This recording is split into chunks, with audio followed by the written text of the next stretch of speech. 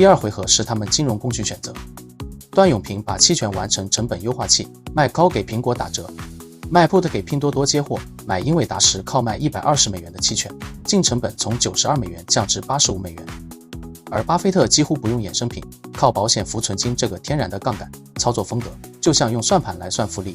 段永平的策略看似捡便宜，实则暗藏风险，卖 put 可能被迫高价接盘，卖 call 可能错失暴涨收益。我们新手小白用户就别碰这个金融工具了。高手用期权降低成本，我们韭菜只能用期权来交学费。如果你有100万，敢用期权给股票打折吗？